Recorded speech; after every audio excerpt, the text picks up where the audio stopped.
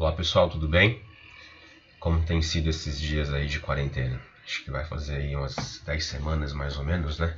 Que vocês estão tendo aulas EAD. Espero que a sua relação com esse tipo de modalidade de aula esteja cada vez mais organizada, adequada ao seu tempo de estudos e etc.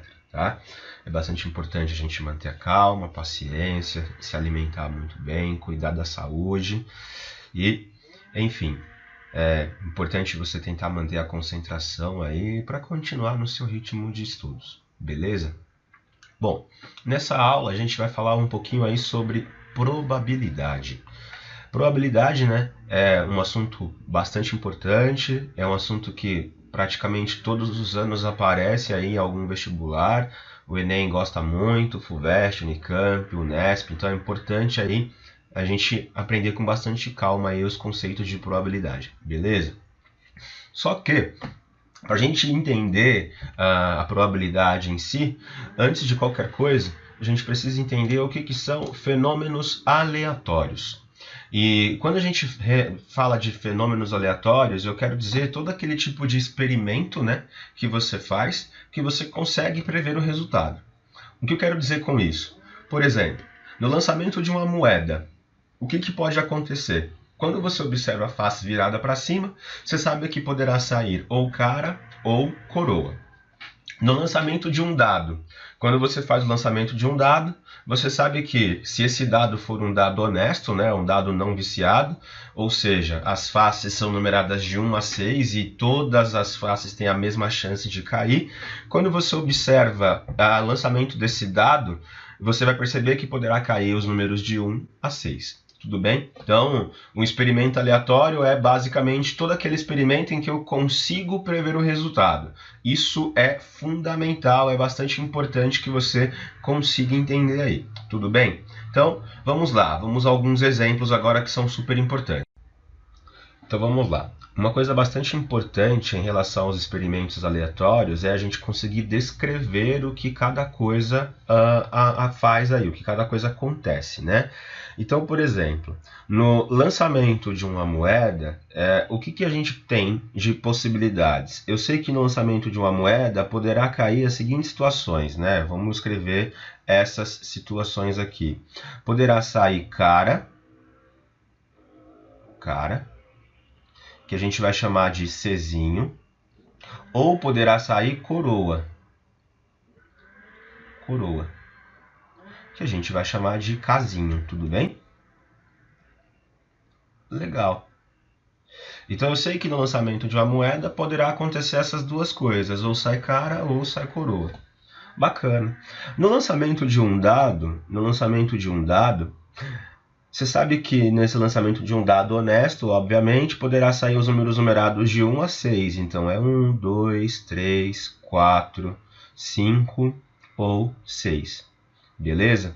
Então eu sei que no lançamento de um dado acontece isso, no lançamento de uma moeda acontece isso. Pessoal, isso que a gente acabou de fazer, de descrever aí o que acontece com cada um desses experimentos, é o que nós chamamos de espaço amostral, que eu vou chamar da letra E aqui, ó. Esse é o nosso espaço amostral, beleza?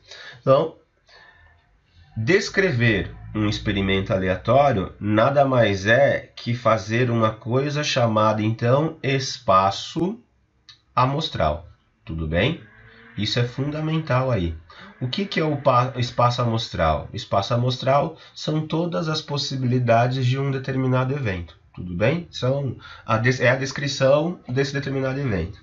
Mas, muito mais importante do que a gente descrever esse espaço amostral, muito mais importante do que isso, é, na verdade, a gente contar o espaço amostral. Então, no lançamento de uma moeda, você sabe que pode cair ou cara ou coroa. Ou seja, o número de elementos aqui do meu espaço amostral é exatamente igual a 2. No lançamento de um dado, você sabe que poderá sair ou o número 1, ou 2, ou 3, ou 4, ou 5 e 6. Então, o número de elementos do espaço amostral no lançamento de um dado é exatamente igual a 6. Tudo bem? Só que muitas vezes o que importa para a gente não é somente a descrição do espaço amostral, não é somente o que acontece no espaço amostral. Muitas vezes o que interessa para a gente é uma particularidade desse espaço amostral.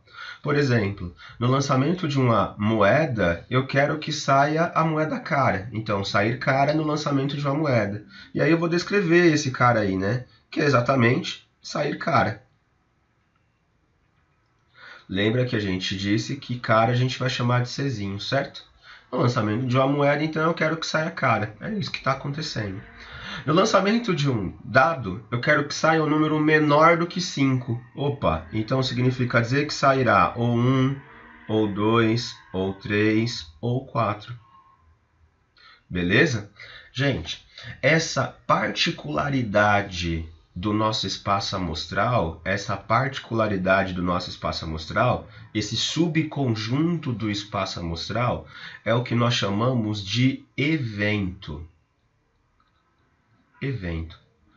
O que é o evento, então? O evento nada mais é que um subconjunto do espaço amostral. E aí, né, no lançamento de uma moeda, eu quero que saia o evento A. O evento A é sair a moeda cara. No lançamento de um dado, eu quero que saia um número menor do que 5. Então, eu vou chamar isso aqui de evento B. Tudo bem?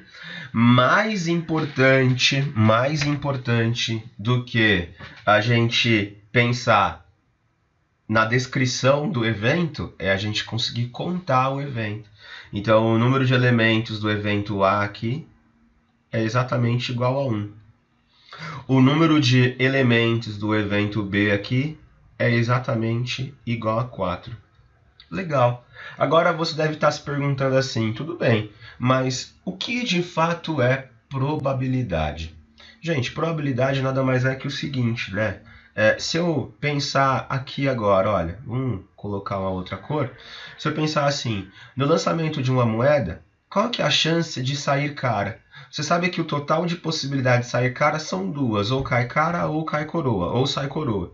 Então, significa dizer que a probabilidade de sair cara vai ser uma chance em duas. Então, a probabilidade de ocorrer o evento A é de uma chance em duas.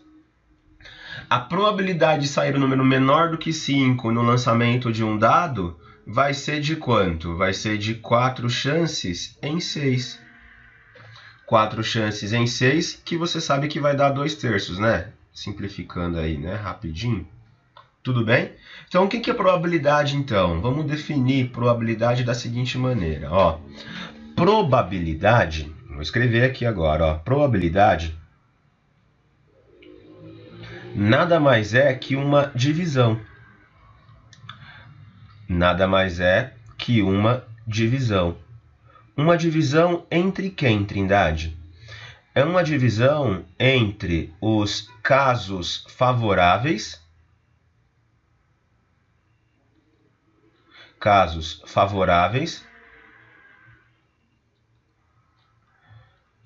sobre os casos possíveis. Casos possíveis. Probabilidade nada mais é que isso, que uma divisão entre casos favoráveis sobre casos possíveis. Uma coisa bastante interessante aí é que a gente pode definir isso de um jeito muito mais legal, que é o seguinte. A probabilidade, então, vai ser nada mais, nada menos que o número de elementos do evento dividido pelo número de elementos do espaço amostral. Beleza? Ou seja, vou colocar isso em destaque agora para a gente entender melhor, tudo bem? Então vamos lá. Então veja só.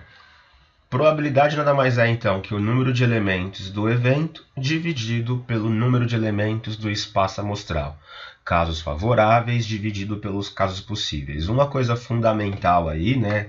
A gente precisa perceber aqui, que é o seguinte, né?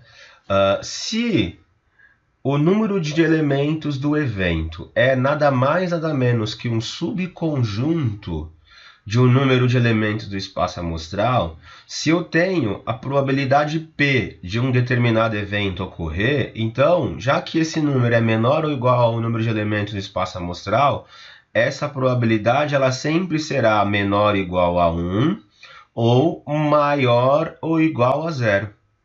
Tudo bem? Uma coisa importante da gente guardar aqui já e de imediato, quando a probabilidade dá 1, significa dizer que é uma certeza. Certeza. Então, isso aqui é uma certeza. Quando a probabilidade dá 0, significa dizer que é algo impossível de acontecer. Impossível de acontecer. Tudo bem? Então, eu sei que, sendo a probabilidade P de um determinado evento ocorrer, já que nós já sabemos que o número de elementos do evento é o subconjunto do número de elementos espaço-amostral, então o número de elementos do evento é sempre o número menor ou igual ao número de elementos do espaço-amostral. Então, a gente sempre vai ter a probabilidade como sendo um número entre 0 e 1. Beleza, pessoal? Tudo bem? Bom, preste atenção agora neste exemplo que eu vou te dar agora.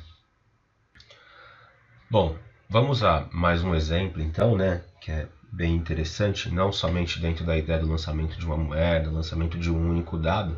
Imagine a situação que é a seguinte: eu quero lançar 2 dados e quero observar os resultados.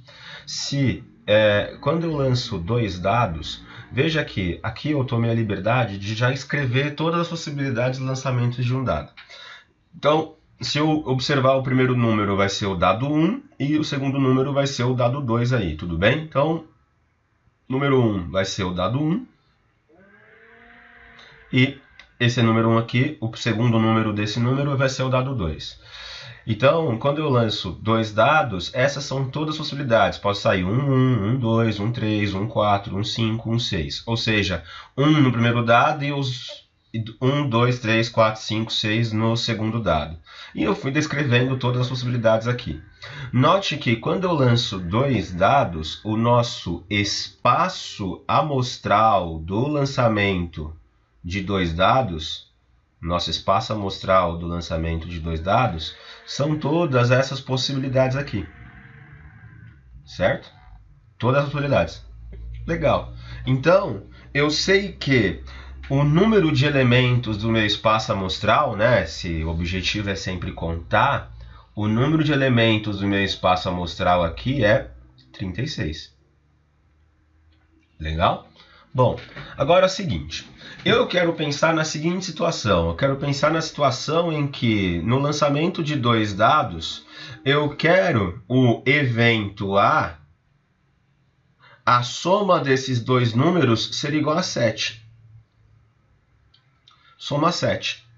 Então, peraí, para que a soma seja 7, eu preciso olhar para o lançamento desses dados e verificar em quais possibilidades ocorreu soma 7. E onde que ocorreu soma 7? 6 e 1, 5 e 2, 4 e 3, 3 e 4, 2 e 5, 1 e 6.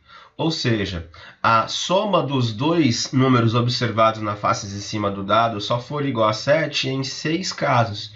Então, o número de elementos do evento A aqui, o evento A, lembra, é a soma ser 7, é exatamente igual a 6. Legal. Agora, se eu perguntar para vocês qual que é a probabilidade da soma ser 7 no lançamento de 2 dados? Gente, a probabilidade da soma ser 7, probabilidade de ocorrer o evento A no lançamento de 2 dados, é exatamente igual a 6 em 36 possibilidades. 6 em 36 é igual a 1/6. Beleza? Tudo bem? Bom, agora que a gente já entendeu a ideia simples aí de probabilidade, eu gostaria que vocês resolvessem as questões aí da sua apostila. Beleza? Então vamos lá para a resolução das questões da sua apostila agora. Bom, pessoal, vamos à primeira questão aí, né, da sua apostila. É fundamental que você tenha tentado fazer antes sozinho, e aí agora que você já tentou fazer, que você vem aqui para verificar a resolução, beleza? Bom, ele coloca assim, né? 2 moedas balanceadas são lançadas simultaneamente. Dê o espaço amostral e calcule a probabilidade. Aí ele faz 4 perguntinhas aí para você. Primeira coisa, então, que ele pede é o espaço amostral. O espaço amostral que eu vou chamar de E, tá bom? Então, é o espaço amostral E. no lançamento de duas moedas que estão balanceadas e são lançadas simultaneamente, tudo bem? Então vamos lá. Vou escrever aqui o espaço amostral. O espaço amostral então vai ser o seguinte: no lançamento de duas moedas, pode cair cara a cara, pode cair cara coroa, pode cair coroa cara e pode cair coroa coroa. Lembra que lá no início eu disse, né? Cara a gente vai chamar de Czinho e coroa de Kzinho. Tudo bem? Beleza? Então vamos lá. Item A agora. No item A, ele quer que aconteça o quê? Que ambas devem dar cara. Pessoal, o evento ambas dar cara significa dizer então que o evento é só sair quem? Só sair cara a cara. Tudo bem? Só tem essa possibilidade aqui. E a probabilidade de ocorrer o evento A aí nesse caso, então, vai ser de uma chance em 4. Porque eu tenho 4 possibilidades, né? Então, uma chance em 4. No item B, ele quer que nenhum deles deverá dar cara. Gente, se nenhum deles deverá dar cara, significa dizer então que vai sair coroa, coroa, né? Então o evento B é sair coroa, coroa. E a probabilidade disso ocorrer também é igual a 1 sobre 4. Tudo bem? Bom, no item B agora, ele pede assim: pelo menos um deles dar cara. Pessoas, se é pelo menos um deles dar cara, significa dizer que poderá sair uma cara ou duas caras. Tudo bem?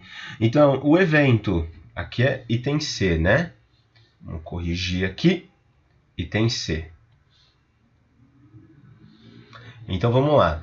O evento C, sair pelo menos uma cara, significa dizer que poderá sair cara a cara.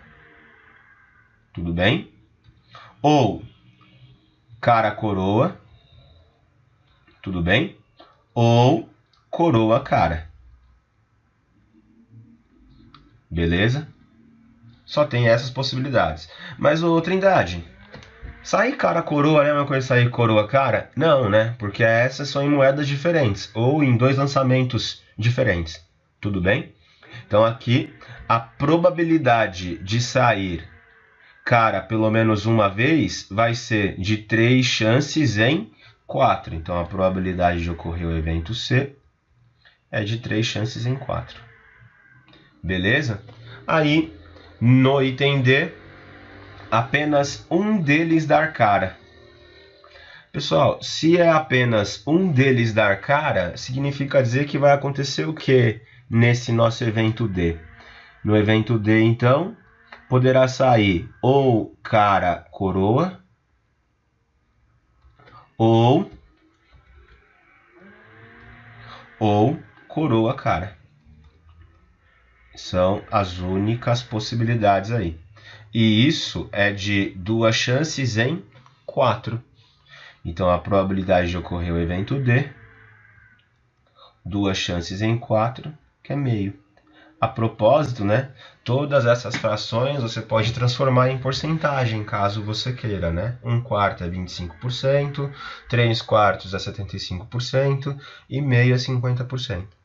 Tudo bem o exercício 1? Bom, pessoal, agora que você já conhece, né, o que é probabilidade, né, e você já sabe que a probabilidade nada mais é que um número, né, número que está entre 0 e 1, é um número que é menor ou igual a 1 ou maior ou igual a 0. Lembrando que quando você tem uma probabilidade que está entre 0 e 1, se der 1 significa dizer que é uma certeza, né? Só retomando isso. E se der 0 é algo que é impossível de acontecer. Tudo bem? Isso aqui é algo impossível de acontecer. Ah, legal. Agora que a gente tem essa noção da probabilidade, considere aqui algumas situações, né? Então aqui eu construí uma tabela e a gente vai pensar em uma propriedade bastante importante das probabilidades, né? Que é a ideia da probabilidade complementar. Mas vou te dar alguns exemplos antes para você entender o que eu estou querendo dizer. Olha só. Então, eu quero pensar, por exemplo, na probabilidade de chover em um dia. Chover num dia. Eu ligo lá na Climatempo e a probabilidade de chover num dia é de 30%. Se a probabilidade de chover num dia é de 30%, significa dizer então que de não chover vai ser aí de 70%. Tudo bem? A probabilidade de você ganhar uma corrida, por exemplo. Ganhar uma corrida. Desculpa a letra aí, ficou bem apertadinho, mas acho que dá para você entender. Ganhar uma corrida, sei lá, 0,8 de você ganhar. O que significa dizer que para você perder essa corrida vai ser 0,2. Tudo bem? A probabilidade de uma pessoa acertar um alvo. Acertar um alvo. A probabilidade de uma pessoa acertar um alvo é, por exemplo, de 3 chances em 7. 3 em 7. Portanto, a probabilidade de não acertar vai ser de quê? De 4 chances em 7. Tudo bem? Pessoal, note que toda vez que você somar essas probabilidades, sempre vai dar um número 1, né? Sempre vai dar 100%. O que é interessante aqui a gente perceber? Que é o seguinte. Muitas vezes é mais fácil a gente calcular o que não vai ocorrer do que calcular o que vai ocorrer de fato, beleza? E isso aqui é o que nós chamamos de probabilidade complementar. Isso é o que nós chamamos de probabilidade complementar. Tudo bem? Ou seja, o que eu gostaria que vocês guardassem aqui a partir de agora, né? Essa primeira propriedade aí bastante importante para a gente, que é a seguinte: a probabilidade de um evento ocorrer mais a probabilidade de esse determinado evento não ocorrer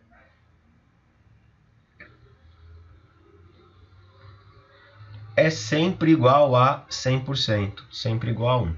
Tudo bem? Isso é uma coisa muito importante aí da gente guardar, beleza?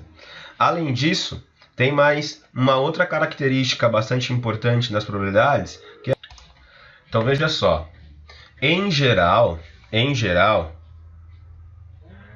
gente, importante aí, né? Se eu estou escrevendo aqui em geral, significa dizer que não necessariamente isso vai ocorrer sempre, tudo bem? Então, em geral, a probabilidade de um evento A ou um evento B ocorrer vai ser a probabilidade de A mais a probabilidade de B. Tudo bem? Da mesma forma que a probabilidade de um evento A e um evento B ocorrer vai ser a probabilidade de A vezes a probabilidade do evento B ocorrer. Pessoal, isso é em geral. Vai ter um momento em que não vai acontecer isso, ok? Então a gente tem duas propriedades importantes aí. A primeira delas é a probabilidade de um evento ocorrer mais a probabilidade de um evento não ocorrer é sempre igual a 1. E, em geral, significa dizer que nem sempre isso vai acontecer. A probabilidade de ocorrer o evento A ou ocorrer o evento B vai ser a probabilidade de A mais a probabilidade de B.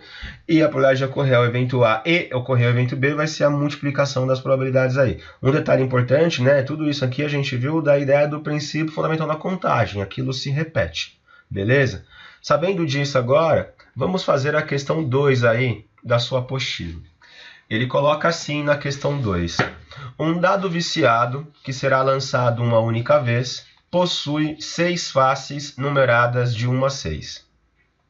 A tabela a seguir fornece a probabilidade de ocorrência de cada face. Então aqui você tem o número da face e aqui você tem a probabilidade de ocorrência de cada uma delas. Note que esse dado ele é viciado, né? Sendo x o evento sair o número ímpar e y um evento cuja probabilidade de ocorrência seja 90%, calcule a probabilidade de ocorrência de x e escreva uma possível descrição do evento y. Então, na verdade, ele fez duas perguntas em uma aí, beleza? Primeira coisa, então, a gente vai calcular aí as porcentagens em relação a essas probabilidades, que eu acho que vai ficar um pouco mais fácil para a gente entender aí, tudo bem? Bom, 1/5 é a mesma coisa que 20%. 3/10, você sabe que é 30%. 3/10 é 30%. 1/10 é 10%. 1/20 é 5%. E 1/20 é 5%. Pessoal, uma coisa bastante interessante aí é que se você somar todas essas probabilidades, ela vai continuar dando 100%, independente do fato de que essas probabilidades de cada uma das faces sejam diferentes. Isso aí é fundamental. Pessoal, o evento x aí, né, que ele está dizendo, o evento x é, na verdade, sair um número ímpar. Pessoal, se vai sair o número ímpar, então ou sai o número 1, ou sai o número 3, ou sai o número 5. Não tem outra possibilidade. Então, vamos lá. Significa dizer, então, que, portanto, a probabilidade de ocorrer o evento x vai ser exatamente igual a probabilidade de sair o número 1, mais a probabilidade de sair o número 3, mais a probabilidade de sair o número 5. Ou seja, a probabilidade, então, de sair um número ímpar vai ser 1/5 mais 3/10 mais 1/20. Legal?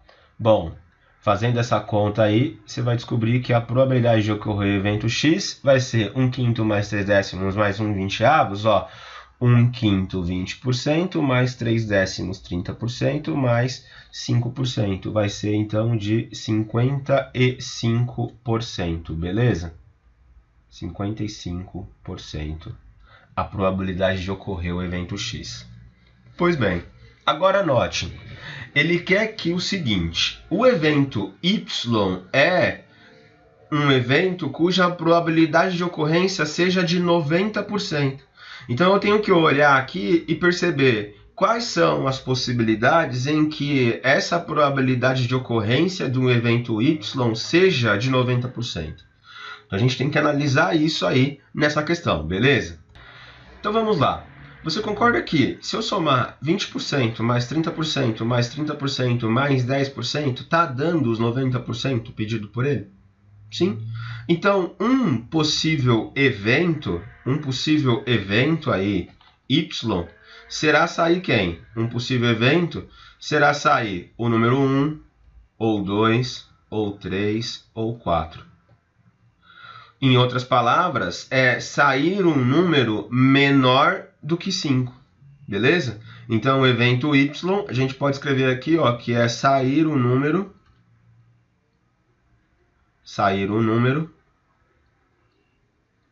menor do que 5. Beleza? Isso seria um evento possível. Ah, mas Trindade, existem outros, né? Existe. Por exemplo, sai o número 1, o 2, o 3, o 5 e o 6. Ou seja, sair um número diferente de 4, por exemplo. Essa também seria uma resposta possível aí para a questão 2. Pessoas, beleza? Tudo bem? Vamos aí agora para a última questão dessa aula, né? 23. Vamos lá para a questão de número 3 aí, por favor. Então vamos lá, né? A última questão da aula aí. Ele coloca o seguinte: dois dados convencionais e honestos são lançados simultaneamente. A probabilidade de que a soma dos números das faces seja maior que 4 ou igual a 3 é. Pessoal, então ele vai lançar dois dados. Então eu vou descrever aqui o experimento lançar dois dados, né? Só para gente deixar mais claro e bonitinho. Então, coloca aqui o lançamento de dois dados. Esse aqui é o nosso espaço amostral aí do lançamento de dois dados. Bom, vamos estabelecer alguns nomes importantes aí, né? O primeiro deles é o evento A. A soma dos números ser maior que 4. Então, aqui o evento A é soma maior que 4. Soma maior que 4. Beleza. O evento B é a soma ser igual a 3. Soma igual a 3. Tudo bem? Então, a gente tem a soma igual a 4, maior que 4, e a soma igual a 3 aí. Ok. Então, a gente vai olhar para esses casos e tentar identificar quando que a soma é maior que 4. Pessoal, você concorda que a soma vai ser maior que 4 toda vez que eu pegar um número que está abaixo dessa primeira diagonal aqui, ó, dessa diagonal entre 3, 1, 2, 2 e 1 e 3? Ou seja, a soma é maior que 4 aqui, aqui, aqui, aqui, em todos esses elementos aqui, tudo bem? Em todos eles, a soma está sendo maior que 4. Ou seja, a soma está sendo maior que 4 basicamente em todas as possibilidades que estão abaixo aqui. Então, peraí. Para eu pensar nessa soma, então, a gente vai fazer o seguinte, né? Deixa eu limpar aqui para não ficar tão poluída a nossa figura. A gente vai fazer o seguinte. É 36 menos o fato de sair 1, menos o fato de sair 2, 1, menos o fato de sair 1, 2, menos o fato de sair essas possibilidades aqui. Então, a soma vai ser maior que 4 em 30 das 36 possibilidades. Concorda comigo? Então, ó, a probabilidade de ocorrer o evento A vai ser 30 chances em 36. Daqui a pouco a gente olha para essa conta aqui. Tudo bem? Bom, legal. Então agora eu já entendi que para a soma ser maior que 4 acontece em 30 das 36 possibilidades. Ok. Só que quando que a soma vai ser igual a 3? Exatamente igual a 3. Ela vai ser igual a 3 quando sair 2, 1 e quando sair 1, 2, né? Ou seja, somente em 2 das 36 possibilidades. Então, tudo bem. Então, a probabilidade de ocorrer o evento B é em 2 das 36 possibilidades. Ok. Mas ele quer saber o quê? Ele quer saber a probabilidade de ocorrer o evento A ou o evento B. Então, é 30 sobre 36 mais 2 sobre 36. Isso vai dar 32 sobre 36, que simplificando, né, se a gente dividir tudo por 4, nós chegaremos em 8 sobre 9. Beleza? Tudo bem? Que dá a alternativa D aí. Pessoal, beleza? Então, espero que você tenha entendido isso. Agora, fique atento aí à próxima aula, onde a gente vai trabalhar com probabilidade condicional, beleza? Então, vamos lá. Bom, pessoal, a gente já conhece algumas coisas em relação à probabilidade, né? Que é o seguinte, a principal delas é o fato de que toda vez que falarmos de probabilidade, nós já sabemos que probabilidade de ocorrer determinado evento é sempre um número menor ou igual a 1 ou maior ou igual a 0. Isso aqui nós já sabemos. Mas, em geral, né? Em geral, nós temos também o fato de que,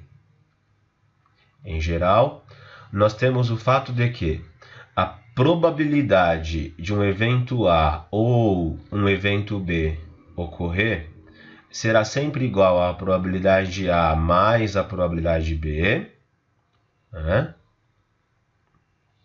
E a probabilidade de A e B ocorrer sempre será igual à probabilidade de A vezes a probabilidade de B ocorrer. Isso aqui nós já sabemos, que é o fato de que isso ocorre em geral. Um detalhe bastante interessante, né, para a gente começar a perceber isso de uma outra maneira, é a seguinte situação, né?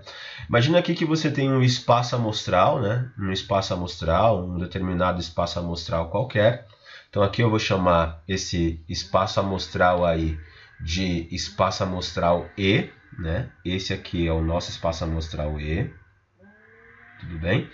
E aí, nesse espaço amostral, eu vou colocar dois eventos. Vou colocar o evento A, aqui, evento A, e também vou colocar aí o evento B. Então, o evento A e o evento B. Note que a diferença dos dois eventos aí, que a relação entre esses dois eventos é o fato de que no evento A e o evento B, eles não são dependentes um do outro, né?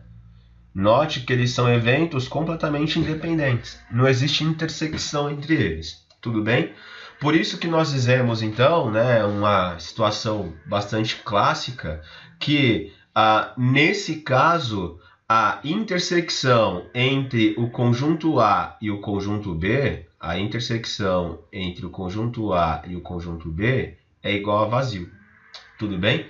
Quando acontece isso, então a gente tem a situação em geral aí.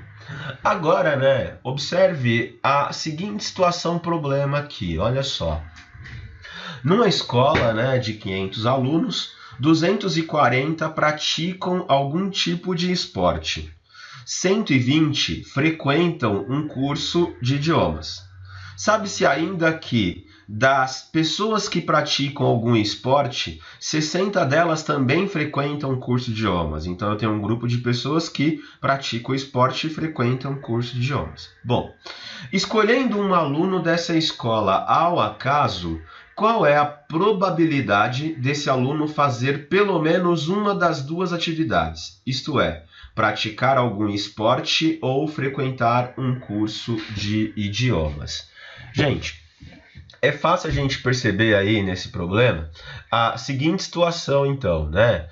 Vou colocar aqui o nosso espaço amostral bem grande, que é o fato de que eu tenho 500 alunos nessa escola, tudo bem? Então aqui tem os 500 alunos nessa escola.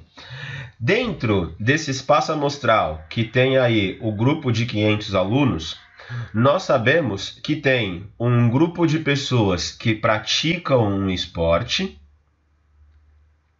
e também temos o grupo de pessoas que fazem algum curso, que frequentam um curso de idiomas. Então eu vou colocar essas duas coisas rolando aqui, né? Então eu tenho um grupo de pessoas que praticam algum esporte e também as pessoas que frequentam aí o curso de idiomas. Note que existe uma intersecção, né? Porque tem um grupo de pessoas que praticam esporte, mas que também frequentam um curso de idiomas. Tudo bem? Então, tomar esse cuidado aí é fundamental, beleza? Então, existe aí uma intersecção entre esses dois grupos, que é o grupo de pessoas que praticam esporte, vou até escrever aqui, ó. Esse aqui é o grupo de pessoas que praticam esporte, e aqui é o grupo de pessoas que frequentam um curso de idiomas. Pois bem, nós sabemos aí que tem um grupo total de 500 pessoas. Beleza. Bom, vamos lá. Vamos preencher esse diagraminha aí. Eu sei que 60 dessas pessoas, 60 delas, frequentam o curso de idiomas e também praticam esporte. Então aqui eu tenho 60 pessoas aí que fazem as duas coisas, esporte e o curso de idiomas. Bom, além disso, eu sei que 240 praticam algum esporte. Pessoal, se 240 praticam algum esporte, significa dizer que tem 180 alunos que só praticam esporte. 120 frequentam um curso de idiomas, o que significa dizer então que se 120 frequentam um curso de idiomas, então quer dizer que 60 só frequenta o curso de idiomas, beleza? Bom, se você fizer essa conta, aqui você já sabe que tem 180 mais 60, 240, 240 mais 60, 300, então quer dizer que tem 200 pessoas que estão aí no nosso espaço amostral, né? Que é o número de pessoas da escola, dos 500 alunos. Bom, ele diz assim então, escolhendo um aluno dessa escola ao acaso, qual que é a probabilidade desse aluno fazer pelo menos uma das duas atividades? Isto é, ele vai praticar um esporte ou frequentar um curso de idiomas. Pessoal, o grupo, a região que ele está pedindo aí, na verdade, é exatamente essa região, né? Que é o grupo de pessoas que praticam esporte ou frequentam um curso de idiomas. Então vai ser 300 pessoas em 500 possíveis. Tudo bem isso ou não? Então a gente pode responder desse jeito, né? A probabilidade de frequentar esporte ou um curso de idiomas é 300 em 500. Que vai dar aí 3/5. Beleza? Isso é exatamente a probabilidade que ele está pedindo aí, que ele está se remetendo. Porém, todavia, entretanto, eu gostaria de olhar para esse diagrama com um cuidado bastante especial, para a gente tentar estabelecer uma relação legal nele, beleza? Então, vamos olhar para esse diagrama de outra forma agora. Então, veja só, pessoal. Considere aqui um espaço amostral E, né? Espaço amostral E. E aí, nesse espaço amostral determinado, tem um evento A ocorrendo e um evento B ocorrendo. Note que eles são mutuamente exclusivos, né? Existe uma intersecção entre eles. O que significa dizer que, se existe a intersecção entre eles, então nós podemos dizer que a intersecção entre o conjunto A e o conjunto B, nesse caso, é diferente de vazio. Tudo bem? Então, a intersecção entre esses dois elementos aí é diferente de vazio. Então, existe uma intersecção. Tudo bem? Bom, agora, se eu perguntar para você qual que é a probabilidade de ocorrer o evento A ou ocorrer o evento B. Pessoal, lembrando que esse símbolo U para cima é como se fosse a palavra OU, né? O OU, conectivo OU. Então, a probabilidade de A ou B ocorrer vai ser exatamente igual a quanto? A gente pode pensar na mesma ideia de sempre. A probabilidade de ocorrer o evento A ou ocorrer o evento B vai ser a probabilidade de A mais a probabilidade de B. Porém, aqui eu gostaria que você observasse a seguinte situação. Probabilidade de A é exatamente aqui, esse trecho que nós estamos pintando aqui, né? Todo esse trecho será a probabilidade de ocorrer o evento A. Porém, todavia, entretanto, quando a gente olha para a probabilidade de o evento B ocorrer, e aí eu vou mudar a cor aqui, a probabilidade do evento B ocorrer seria todo esse trecho aqui, né? Note que tem um momento que eu estou contando duas vezes, que é exatamente o momento em que está ocorrendo tanto o evento A quanto o evento B. Então, se eu fizer a probabilidade de A mais a probabilidade de B unicamente exclusivo, eu estou fazendo o que aqui nesse caso? Eu estou somando essa parte do meio duas vezes. Então, eu preciso consertar isso. De que maneira que eu faço para consertar isso? Então, vai ser a probabilidade de A mais a probabilidade de B menos a probabilidade da intersecção de A com B. Beleza? Essa relação aqui é uma relação bastante importante aí. Só que um detalhe importante, né? Isso ocorre quando os eventos eles são mutuamente exclusivos. Beleza? Ou seja, eles dependem um do outro. Tudo bem? Isso ficou claro? Beleza. Vamos resolver aí a primeira questão da sua apostila, por favor. Bom, vamos lá então para a primeira questão da sua apostila, né? Ele coloca assim: em uma população humana, a probabilidade de um indivíduo ser mudo é estimada em 50 sobre 10 mil. Então, eu vou escrever isso. A probabilidade de um indivíduo ser mudo é de 50 sobre 10 mil. Vamos anotar essa informação aqui que ela vai ser relevante para a gente. a probabilidade desse indivíduo ser cego é dada por 85 sobre 10.000. Beleza? Aí ele diz que a probabilidade desse indivíduo ser mudo e ser cego, então a probabilidade de ser mudo e ser cego, significa dizer então que não existe a intersecção entre eles, não é vazio, né? É 6 em 10.000 essa probabilidade. Tudo bem. E aí ele diz, nesse caso, ser mudo não exclui a possibilidade de ser cego. Com base nessas informações, a probabilidade de um indivíduo escolhido ao acaso ser mudo ou cego é... Gente, ele está perguntando então, na verdade, a probabilidade desse indivíduo ser mudo ou ser cego.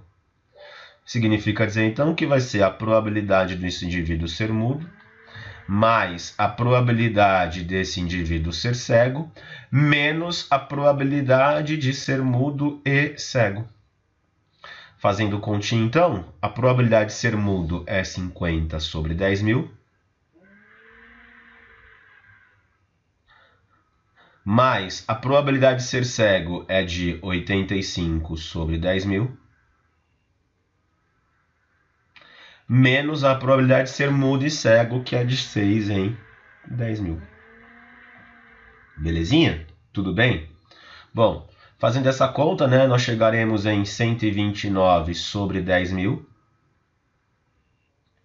E 129 sobre 10.000 é 0,0129. Isso dá a alternativa A aí da sua apostila. Tudo bem? Pessoal, só um detalhe bastante importante aí, né? Vale a pena a gente repensar nesse exercício de uma outra maneira, sem ter que a necessidade de ficar decorando esse tipo de propriedade, né? Claro que ela é fundamental, ela é bastante importante, mas também é possível a gente responder esse mesmo problema de um outro jeito. Então, acompanhe aqui a outra maneira de resolver esse problema. Bom, vamos lá então, né? Eu montei aqui um diagrama, né, que é o que nós chamamos de diagrama de Venn, como vocês já conhecem também, já devem ter visto em outros conteúdos, por exemplo, conjuntos numéricos e etc. Então aqui eu coloquei meu espaço amostral, que são 10.000 pessoas, né, porque todo mundo está sobre 10.000. Tá vendo isso? Bom, aí ele coloca aqui uma população humana, a probabilidade de indivíduo ser mudo é estimada em 50 sobre 10.000, a probabilidade de ser cega é de 85 sobre 10.000, e a probabilidade de ser mudo e cego é de 6 em 10.000. O fato de ser mudo e cego ser 6 em 10.000, então é o momento onde eu começo a preencher o diagrama. Então eu sei que 6 pessoas em 10.000 são mudas e cegas. Beleza? Tudo bem. Agora a gente já sabe que nessa população humana tem 50 em 10.000 que pode ser mudo, o que significa dizer que 50 menos 6, 44 pessoas poderá ser apenas muda. Tudo bem? 85 sobre 10.000 é o fato da pessoa ser cega, o que significa dizer então que 79 pessoas deverá ser apenas cega. Tudo bem? E aí, o que ele diz? Ele quer saber a probabilidade dessa pessoa ser muda ou cega. O que significa dizer que é exatamente esse trecho todo aqui, né? Ó. Todo esse trecho. É a somatória desses elementos, então. 44 mais 6, 50, mais 79 vai dar 129. 129 em quanto?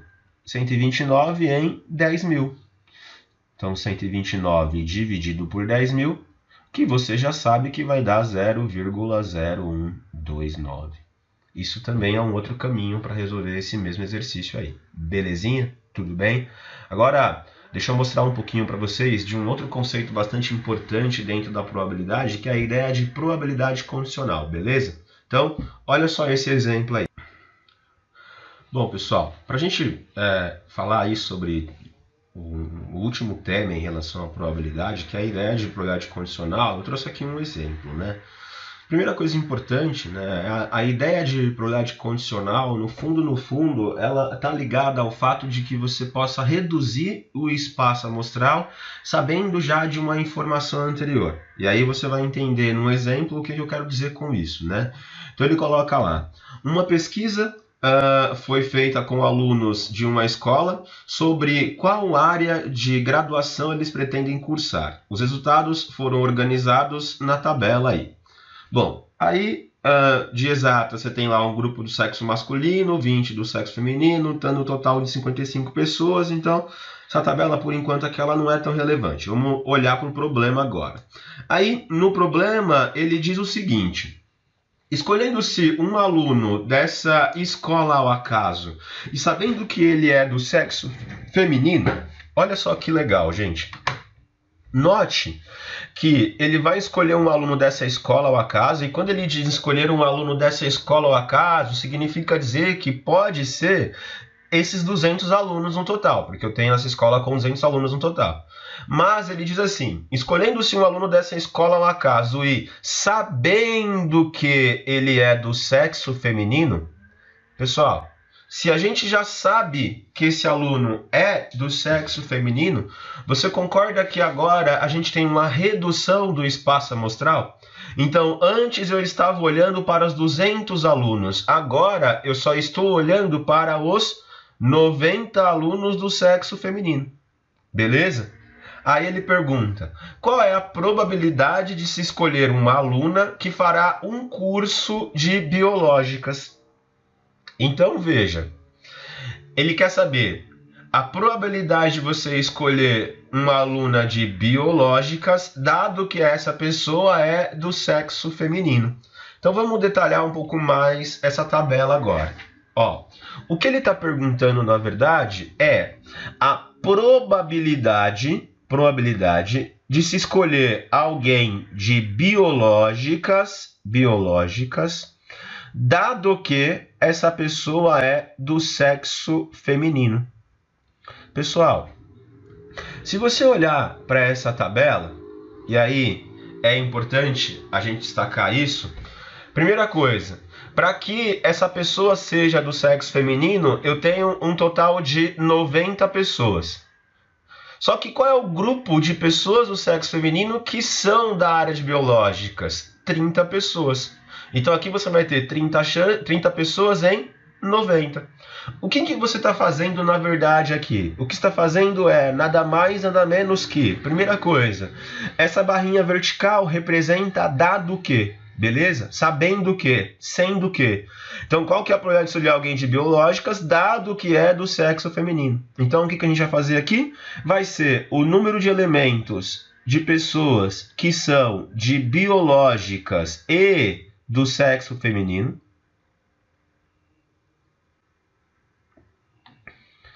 dividido aí, né? Dividido pelo número de pessoas do sexo feminino.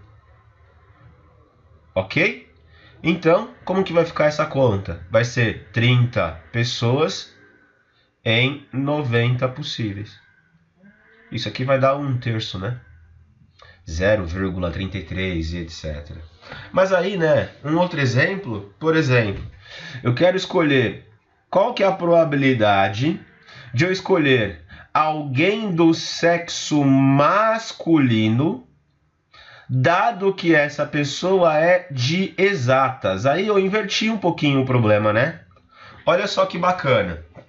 Eu sei que essa pessoa é de exatas. Gente, se essa pessoa é de exatas, então eu estou olhando inicialmente para 55 pessoas. O meu espaço amostral é 200, mas quando eu digo que essa pessoa é de exatas, então eu estou olhando agora para 55 pessoas. Então, nesse grupo de 55 pessoas, quantos são do sexo masculino? 35. Ou seja, para eu descobrir a probabilidade de escolher alguém do sexo masculino, dado que é de exatas, você está fazendo então o número de elementos do fato de que a pessoa é do sexo masculino e de exatas, dividido pelo número de elementos de pessoas que são de exatas. Tudo bem? Ou seja, 35 sobre 55. Simplificando aí, né, dividindo por 7 em cima e embaixo, ou dividindo por 5 em cima e embaixo, você vai ter 7 sobre 11 aí. Pessoal, beleza? Tudo bem? Ó, generalizando então, né, a ideia da probabilidade condicional, ela vai ser, na verdade, o seguinte, né? A probabilidade de se ocorrer o evento A, dado que ocorreu o evento B, vai ser exatamente igual ao número de elementos da intersecção de A e B, dividido pelo número de elementos de B. Pois bem, isso aqui é um caminho. Um outro caminho possível é, se eu dividir todo mundo pelo espaço amostral, a probabilidade de ocorrer o evento A, dado que ocorreu o evento B, será igual a probabilidade de ocorrer o evento A e o evento B, dividido pela probabilidade de ocorrer o evento B. Tudo bem? Bom, sabendo essa informação agora, a gente pode resolver as questões aí da sua apostila, beleza? Então vamos lá, questão 2 e 3 agora para a gente finalizar a ideia de probabilidade, tá bom? Vamos ao exercício 2 então, né? Espero que você tenha tentado fazer antes e tenha obtido sucesso na resolução desse. Ele coloca assim aí para você, né? A tabela a seguir apresenta a preferência de homens e mulheres em relação a um prato que pode ser doce ou salgado, típico de certa região do estado de Goiás. Considerando-se os dados apresentados na tabela, a probabilidade de um desses indivíduos preferir o prato típico doce, sabendo que ele é do sexo feminino. Então, olha só, nós já sabemos que é do sexo feminino. Vai ser de quanto essa probabilidade, então? Então, primeiro vamos colocar os totais aí nessa tabela, né? Vamos preencher esses totais. Eu sei que tem um total de quantas pessoas do sexo masculino. Então, aqui a gente tem 80 mais 20, então eu tenho 100 pessoas do sexo masculino.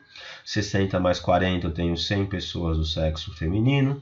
Aí, 80 mais 60, então são 120 pessoas que gostam de doce e são 60 pessoas.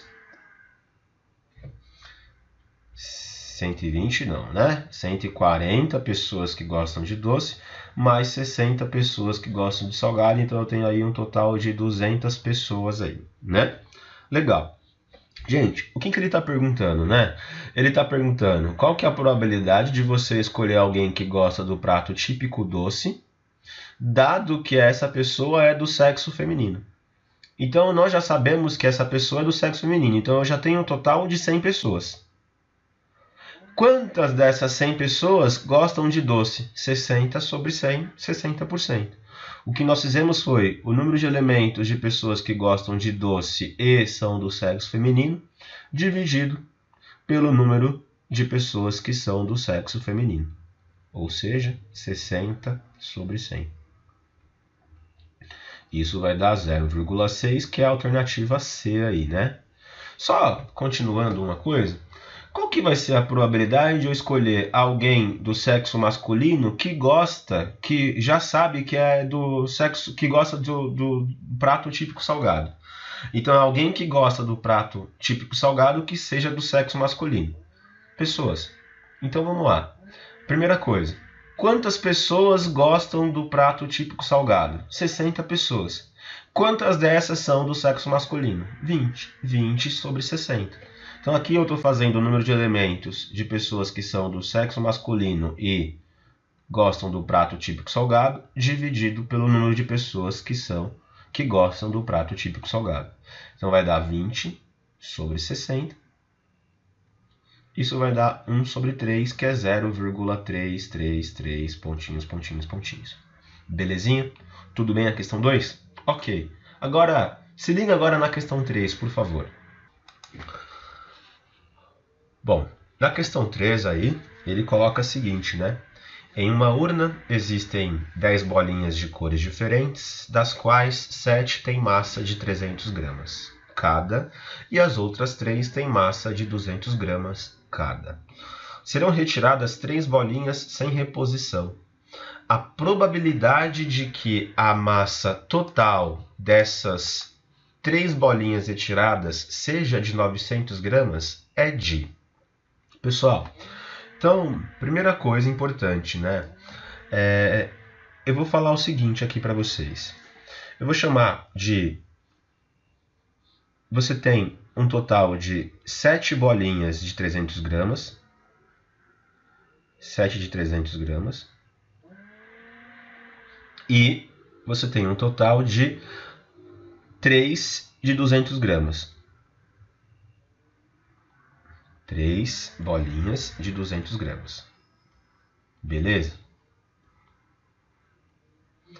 Pessoal, para que eu consiga tirar 3 bolinhas sem reposição e que a soma total dessas 3 bolinhas seja de 900 gramas, obrigatoriamente eu preciso tirar bolinhas que sejam de 300 gramas. As 3 bolinhas têm que ser de 300 gramas, porque senão eu não vou conseguir fazer a somatória ser 900 gramas. Concorda comigo ou não? Então tá bom.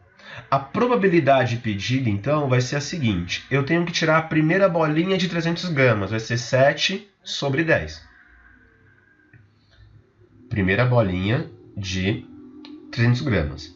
E eu tenho que tirar a segunda bolinha de 300 gramas. Então é 6 sobre 9.